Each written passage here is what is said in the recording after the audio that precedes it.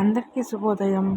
శ్రావణ మాసం మొదలైంది అంటే ఇంక పూజల హడావిడి మొదలైనట్టే.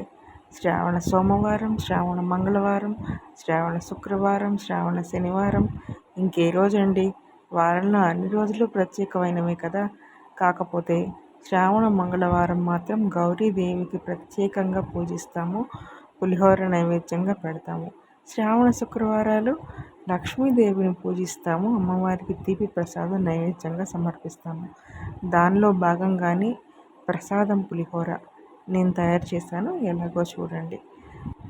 శుచిగా స్నానం చేసి శుభ్రమైన బట్టలు ధరించి అమ్మవారి నామాన్ని జపిస్తూ పులిహోర కోసం ముందుగా అన్నాన్ని ప్రిపేర్ చేసుకోవాలి. తర్వాత పులిహోర పొడి కోసం కొంచెం మినపప్పు, 4 ఎండుమిరపకాయలు, కొంచెం ధనియాలు, 4 మెంతులు, మళ్ళీ చేదొచ్చేస్తాయి సుమి. ఇవన్నీ వేగిన తర్వాత చివరగా నువ్వులు వేసి చిటపట్లాడించాలి. మనకి కావలసినంత చింతపండుని వేడినీళ్ళల్లో నానబెట్టుకుంటే త్వరగా నాని గుజ్జు తీసుకోవడానికి వీలుగా ఉంటుంది. నేను చింతపండుతో పాటే రాళ్ళ ఉప్పును కూడా వేశాను. అలాగైతే నాకు కరెక్ట్గా క్వాంటిటీ ఐడియా తెలుస్తుంది కాబట్టి అలా వేశాను. అది చల్లారిన తర్వాత దాన్ని చిక్కగా గుజ్జు తీసి పెట్టుకోవాలి.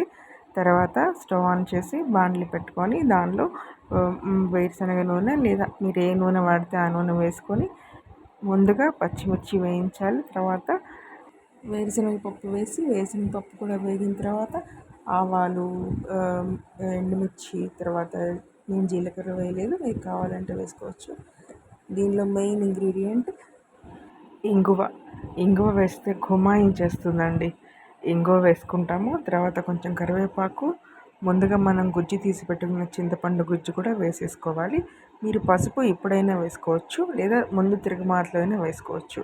వేసిన తర్వాత బాగా తెల్లనివ్వాలండి. గుజ్జు ఇంత చిక్కగా అవ్వాలి. దీంట్లో ఇంకొకటండి, బెల్లం వేస్తాము. ఎందుకంటే రుచులన్నీ బ్యాలెన్స్ అవుతాయి. ఎక్కువ పులుపు లేకుండా, ఎక్కువ కారం లేకుండా రుచులు చాలా చక్కగా బ్యాలెన్స్ అవుతాయి. చాలా బాగుంటుంది కూడా. మేమైతే బెల్లం వేస్తాము. కొంచెం మీరు వేసుకుంటే వేసుకోండి, లేకుంటే స్కిప్ చేసేయండి. ఈలోపు మనం అన్నం చల్లార్చుకోవాలండి. కొంచెం నూనె, కొంచెం పసుపు వేసి అన్నం చల్లార్చుకొని చల్లారిన అన్నంలో ముందుగా సిద్ధం చేసుకున్న పులిహోర పొడిని, చల్లారిన చింతపండు గుజ్జుని వేసి కలుపుకుంటే ఇంతే, రెడీ అయిపోయినట్లే. దీన్ని తీసుకువెళ్ళి అమ్మవారికి నైవేద్యం పెట్టి అందరం బాగుండాలి, మంచి ఆరోగ్యాన్ని, సౌభాగ్యాన్ని, సుఖ సంతోషాలని ఇవ్వమని అమ్మవారికి దండం పెట్టుకుంటే సరి, అమ్మవారు అనుగ్రహించేదు. ఇంతేనండి. మీరు ఇలాగే చేస్తారా? మీకు నచ్చిందా? నచ్చితే లైక్ చేయండి, సబ్స్క్రైబ్ చేయండి. Thanks for watching.